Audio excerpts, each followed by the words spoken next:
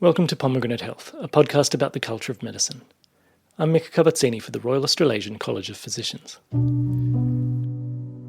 A friend of mine has a son in the third grade called Jack. Since Jack was 18 months old, she'd had concerns about his development. He'd only respond when he wanted to, often echoing what had been said to him. But the general practitioner just kept telling her to wait and see, and Jack did eventually catch up to most developmental milestones. But he was irascible by nature, and was at his calmest only when buried in a game of his own design.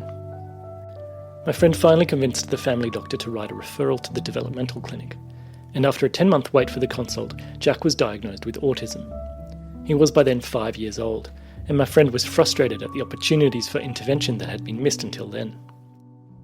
And she continues to be frustrated by the wild goose chase of trying to get government assistance. The early childhood branch of the National Disability Insurance Scheme has been of some help in subsidising visits to a speech pathologist. But Jack's school has decided he doesn't require learning support. Neither the school counsellor nor the Department of Education were able to tell my friend what criteria were used to determine this. My friend is no rube. In fact, she's a GP herself. Imagine how difficult the medical and administrative maze is to navigate for those who don't have such a detailed understanding of the system. It's no surprise that in Australia the average age at which autism is diagnosed is 4, according to an audit published in the MJA in 2015 by researchers from La Trobe University. More worryingly still is the impact that postcode makes on these delays in diagnosis. In 2020 it was reported that at Campbelltown Hospital in Sydney's southwest there were a couple of kids who waited almost 2 years for a developmental assessment. Meanwhile at the Sydney Children's Hospital in the eastern suburbs, wait times were between 2 and 10 months. Because in more affluent areas, many families are able to see private consultants, thereby taking pressure off the public system. In the suburbs and the regions, that option is often not available, even if families could afford it. In the next episode, I'll get into some of the problems with clinical training in this field and the outcomes of the beleaguered National Disability Insurance Scheme, or NDIS. But the focus of today's podcast will be on delays in the referral pathway leading up to a diagnosis. In order to streamline this diagnostic odyssey and improve equity of access, a national guideline was developed in 2018 by the Cooperative Research Centre for Autism. Early in the piece, the Autism CRC had identified a disconnect as to what counted for a formal diagnosis of autism in the eyes of different services in different jurisdictions. In New South Wales and Queensland, it's classically been understood that a single clinician could sign off on a diagnosis of ASD, so that extra support could be provided in school. But in Victoria and Western Australia, it has been necessary to get the consensus of a team. In some states, but not others, the opinion of a speech pathologist had been a critical requirement.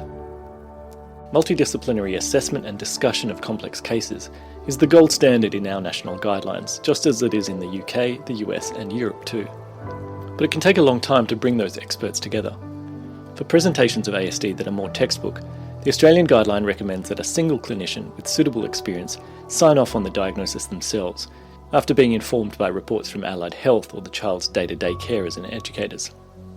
Australia is the first country to formalise this single clinician process, though Canada followed suit in 2019, and Aotearoa New Zealand is undergoing a similar review to the one carried out here. But the recommendations of the Autism CRC haven't been universally taken up, so they asked me to share the guideline with you. To help me in this task, I invited 2 doctors who've been associated with this CRC and who are very familiar with the difficulties of regional practice. I'm Jo McCubbin, paediatrician in East Gippsland. Some years back I was the National Rural Health Alliance's representative on the CRC that was looking into autism at the time. I'm James Best. I'm a GP in Nowra on the south coast of New South Wales, and I'm the FRACP representative of Child and Young Person Health, and have been involved in the CRC Autism Assessment and Diagnosis Guidelines rollout. So, this is something I hear time and time again from parents and carers is, you just feel like you're going from post to post, and every time there's months and months between each post. Meanwhile, the family struggle away and the behaviours get worse and the challenges get greater. And I'm also, as a consumer, if you like, as a parent of a child who had an autism diagnosis about 18 years ago, the process of going through multiple people can be a bit demoralising. I want to segue from that. The guideline recommends that the diagnostic evaluation follows the first referral within 3 months at most.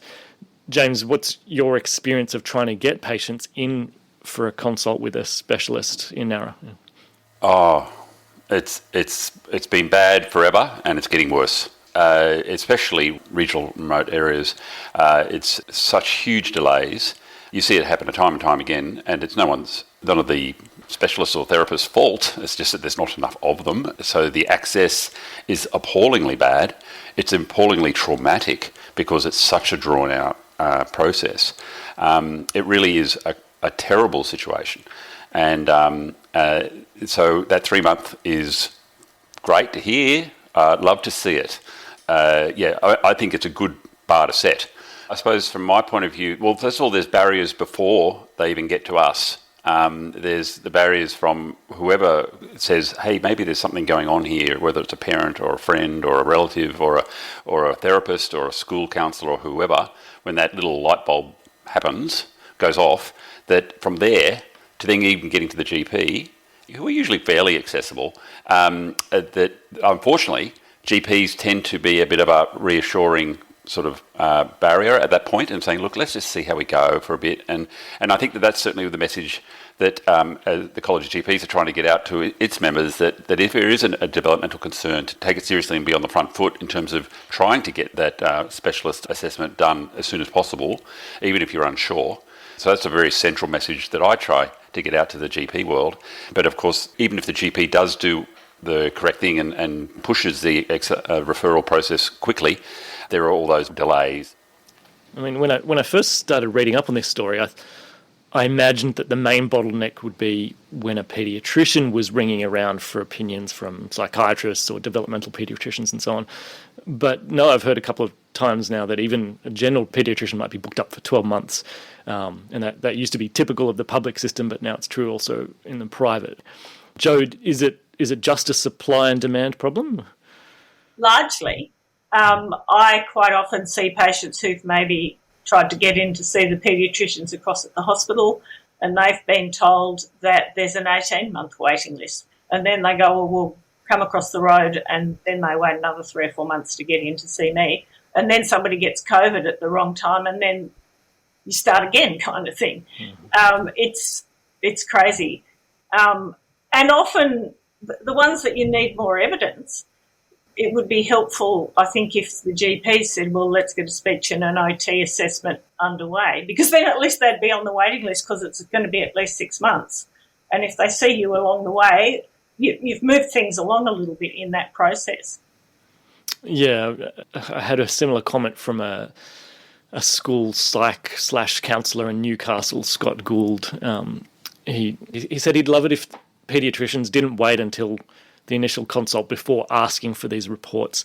If they've got such a referral booked in for 6 months, they should ask in advance for the GP or the speechie to do an assessment, so they don't waste the family's time and money to come back for a second consult. Yeah, we don't schedule the time until we've got the reports. And similarly, he said from his side, the counsellors and GPs initiating the referral process should pass the clients on with what he called a golden handshake, with all those ducks lined up. And your consulting room, Joe, might not be the best place to observe a client's behaviour. So how do you bring in perspectives from different settings into your field of view? Well, the school is an important one, because that's seeing the kid in a crowd situation, which if I'm just seeing them with their mum, is a completely artificial situation quite often. In the summertime, in COVID, I was conducting clinics in our extensive, lovely garden. So there would be kids climbing trees and brothers and sisters frolicking around. It was rather lovely. And it often was a much better situation for having a proper chat to the mother without the constant, do this, can I play with that you get cooped up in the office. And you could also see their interaction and the tippy-toeing and some of those things better than just tucked away in the office. So I actually found that a really nice way to operate. The other thing that has become actually much easier in recent years, because I used to do a day where I would go to Bairnsdale and we'd see 5 families and children and do the deal, and I'd come back exhausted, hoping there were no kangaroos on the road on the way back, and write 5 extensive reports. Nowadays, I spend most of my Friday afternoons in term time just doing a hookup with the school, the OT, the speechy, the family, the grandma, and we just put it all together. And that's really a more efficient way than the way we used to do it. The national guideline signposts the importance of these reports as part of an assessment of function. This is distinct from the diagnostic evaluation and can be performed right from the get-go, as you've said, by GPs, speech pathologists, psychologists, OTs. James, explain how you can get the ball rolling with early intervention even before a diagnosis has been made or a consult, with a specialist has even. And I think that's absolutely critical. Both assessment and intervention can start from the get-go. And of course, there's often much more than an autism diagnosis going on. The co-diagnoses are huge. I mean, the average number of co-diagnoses with autism is 4 to 5. And it's often the co-diagnoses that are causing more of the problem, especially as time goes on. Anxiety being a huge thing, and ADHD as well. So the autism diagnosis is just one little bit, and it's actually parallel. And I won't say separate, but it's parallel to what else is going on. If there is a 6-month paediatrician delay, or 12-month, or an 18-month, as Joe said, if there is that sort of delay, get things going in terms of intervention and therapy. You're not ever going to make a mistake by not getting things going.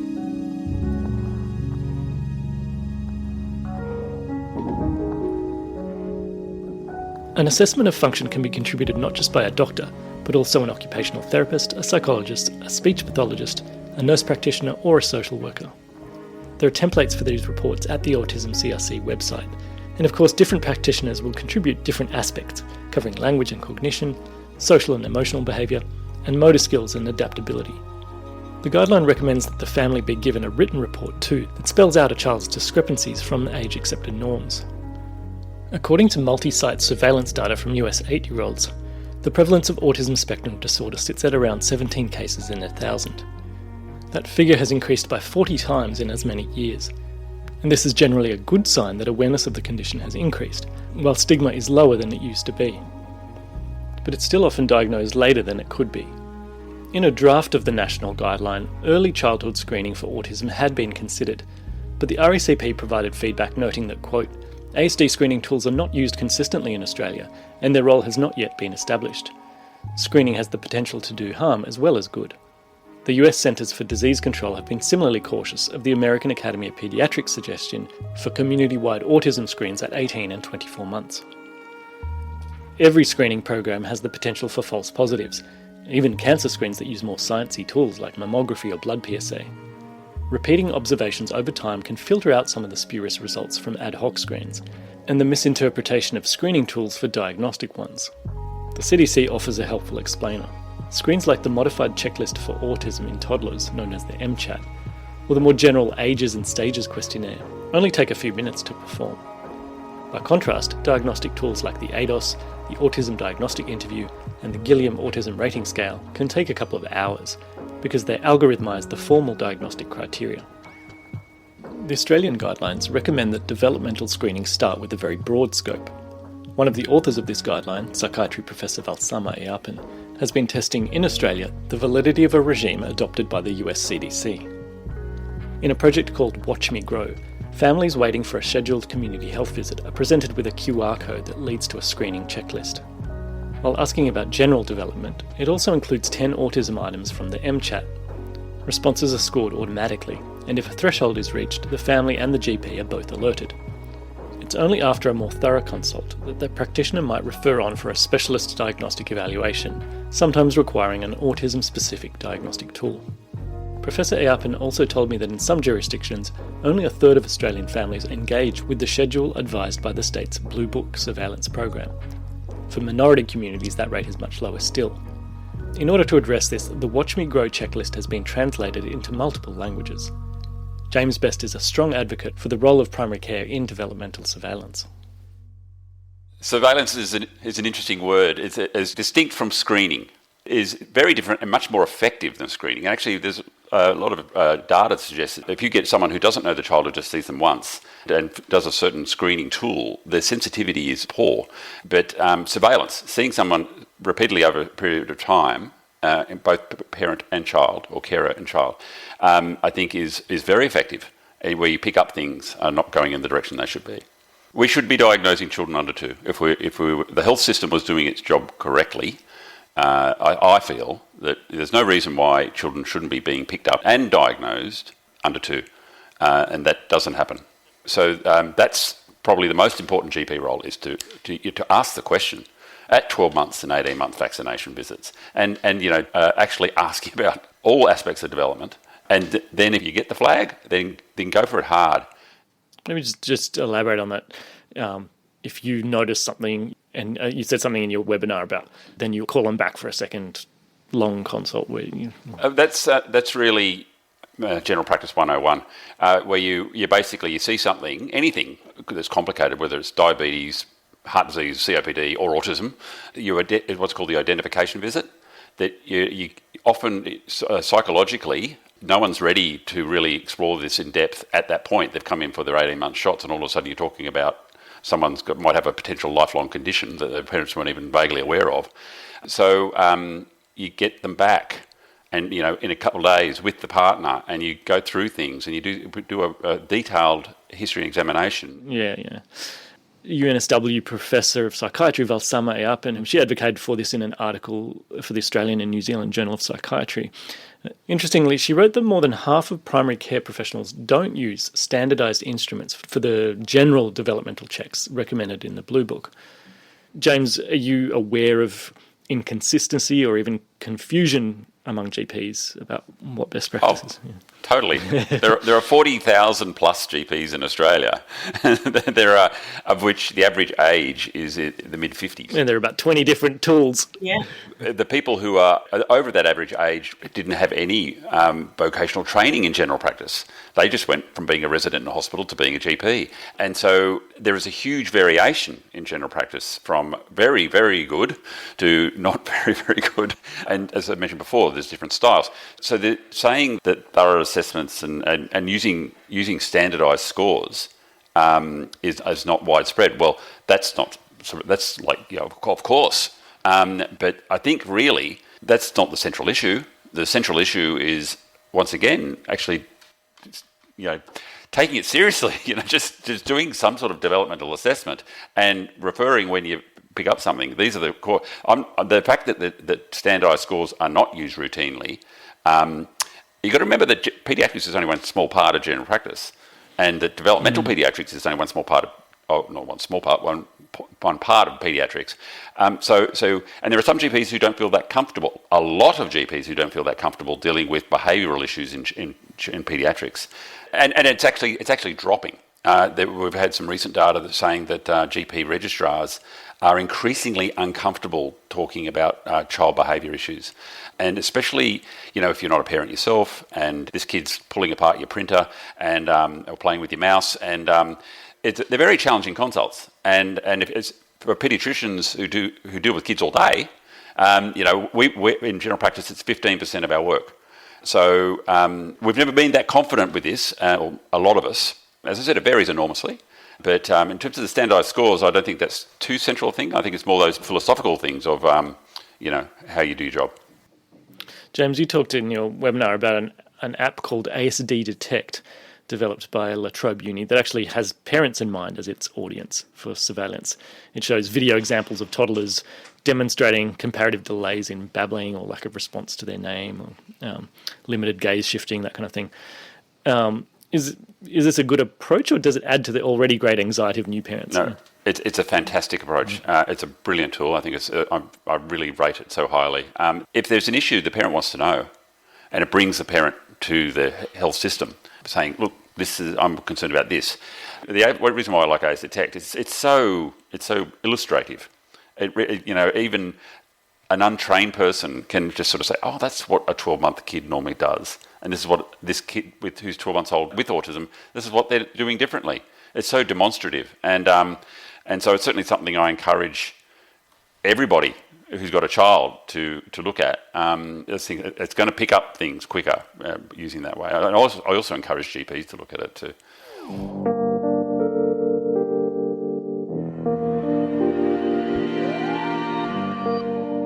The lack of confidence working in this space isn't restricted to general practitioners.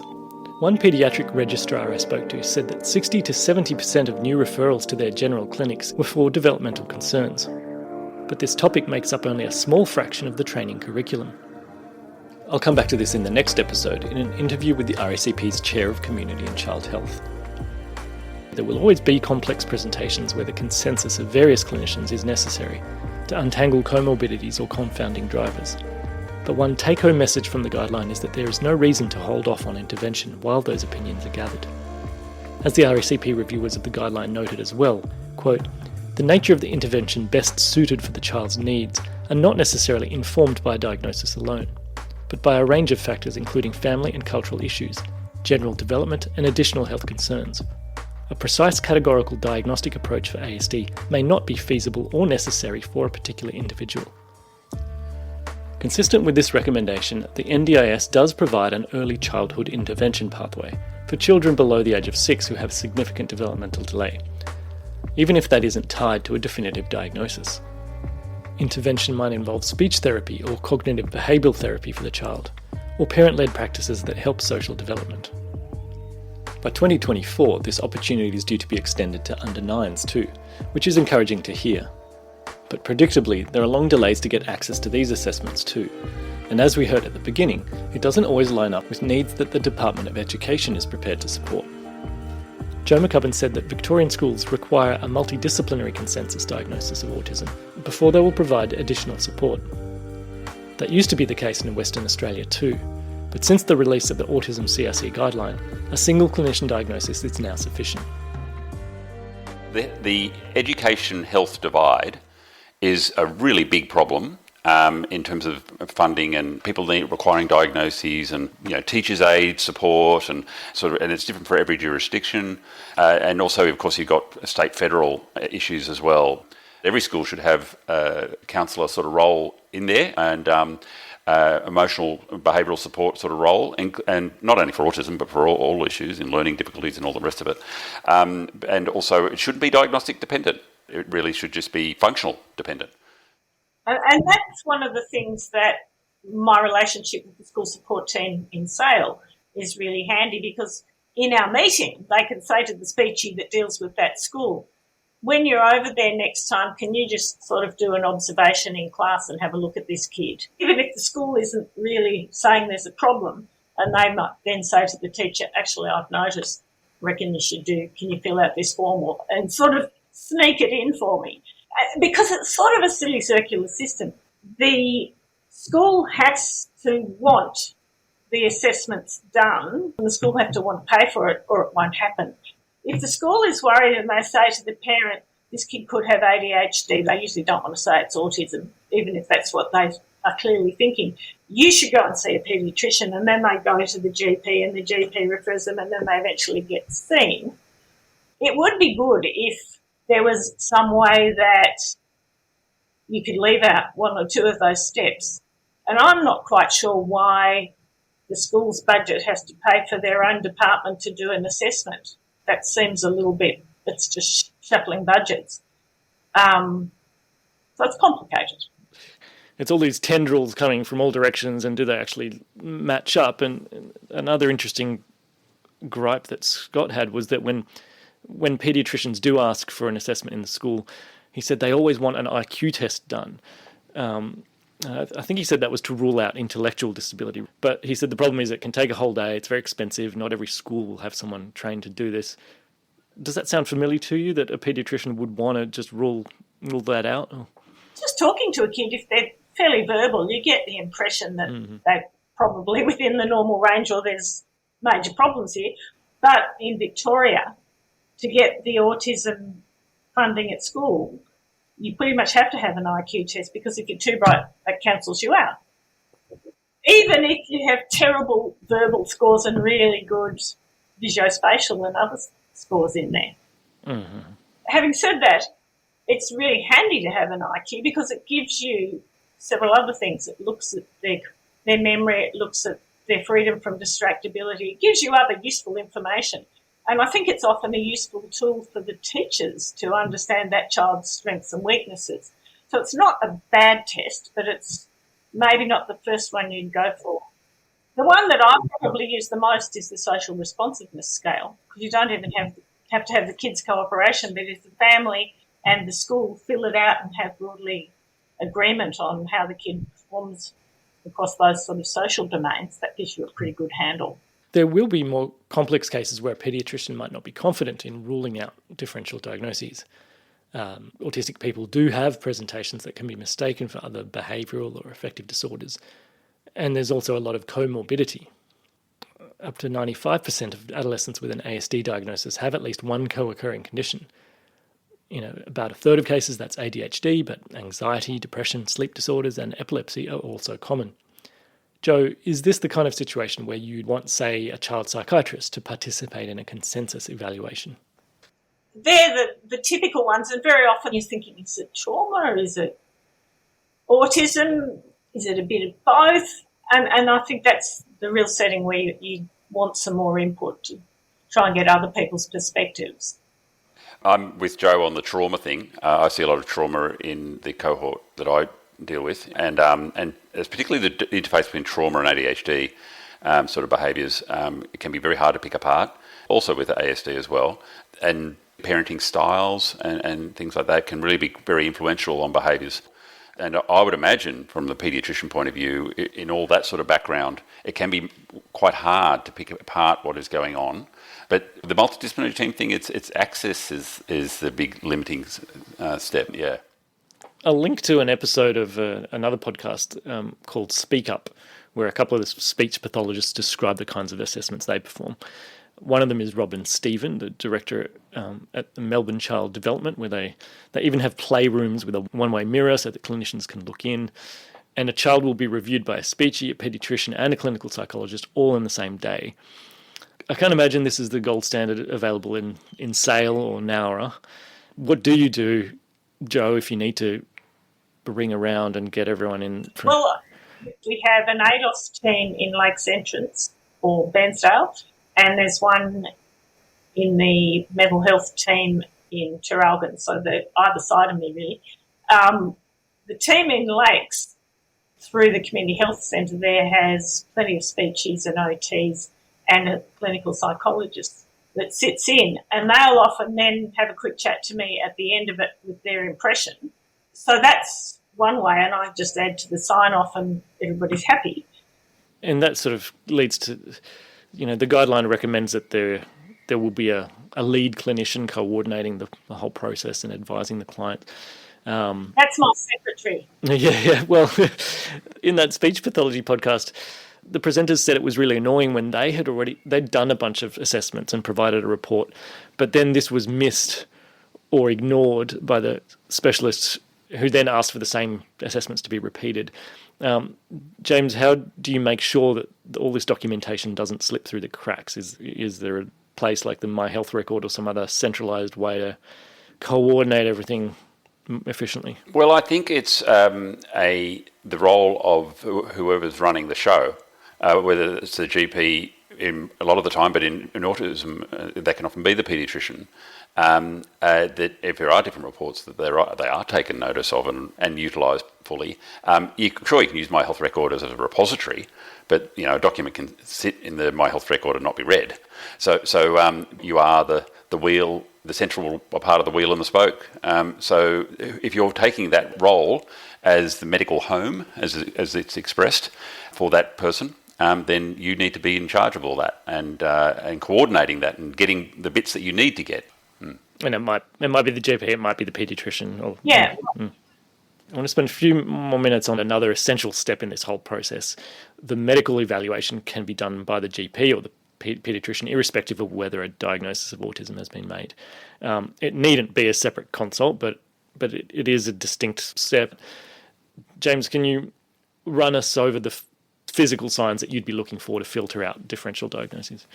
Well, I think the first thing to do is just realise that children, whether they actually have a formal ASD diagnosis or not, their diets can often be different, their behaviours can often be different, what sort of activities they do, their risk of trauma and safety issues, vaccination, nutrition, dental, looking at their skin, There is all these different aspects going on. As I said, whether they've got an ASD diagnosis or they've got an ADHD or an anxiety disorder or intellectual disability or whatever, there are all these things that go around it. And I think that that's what a good clinician should be doing. It's not just an ADOS. It's so much more to this. You've got to look at these kids holistically. And certainly from being a parent of a child with autism, and seeing all my autistic families that I see, these are the things that really matter. Going to the dentist, getting a haircut, dealing with a bolter in a car park. These are the things. So, I think that's really what I like to see and what I like to encourage. Well, for those listeners who maybe don't see this every day, dental hygiene, it's common because people with ramped up sensory or behavioural issues often resist having their teeth brushed. And different diets and grinding and can't brush them. And so how do you respond to this? Do you enlist an occupational therapist to help the family out? What can be done to help the brushing? Or an experienced paediatric dentist, and a lot of behaviour therapies. And there's something we haven't really mentioned. What happens beyond the diagnosis? Some people think that early intervention is weekly speech therapy and OT for the next couple of years. That's not early intervention. What happens beyond that? And that varies enormously in terms of the education and motivation and capability of the parents and carers and financial situation and NDIS and all that. So things like when you talk about getting dental care, things like OTs and stuff can help, but sometimes it's the parents themselves that find the resources to do this as well. And you need a fair bit of lateral thinking when performing these medical evaluations. Yeah. Describe for us that interesting case of the 9-year-old girl that came in with some skin. Yeah. So she was a patient I'd known since birth, actually. She ASD level 3, non-verbal, and a brother who was also ASD level 3, non-verbal. And she came in after with weight loss and fatigue, and she'd been picking at it. She'd always been a picker, but she'd been picking at sores, and she had all these sores all over her body. And been to an ED the night before, and they said she's okay. Did some bloods and sent her home, and the mother carried her into my room, and I thought, oh my God, what's going on here? And she had slightly warm joints and looked unwell, and I sent her up to ED again at the kids' hospital, and she had scurvy. Oh wow! Because of her incredibly restricted diet, because she had autism. And the mother, Jo, an absolutely lovely woman, she said, oh my God, not only do I have a severely disabled child, I've also given them something that Captain Cook sort of could have sorted out. But there's all these things that happen in autism that are outside the square, And one through line of this national guideline is that this ideally streamlined process must be accessible to people of all ages, of all genders and cultural backgrounds. We know that autism spectrum disorder has in the past been defined by its masculine presentation, and there used to be a 5-to-1 gender skew in diagnoses. Now, with greater awareness, that ratio is closer to 3-to-1. Can you highlight some of the differences in the way girls present, Jo? Well, often they're much more verbal and make better eye contact, and it's not your first thought. But it's probably much harder for GPs in that situation, because it's often not till they've been sitting in your office for half an hour and they start saying, I'm hungry, I'm hungry, I'm hungry. And you think, you're 12, why are you behaving like this?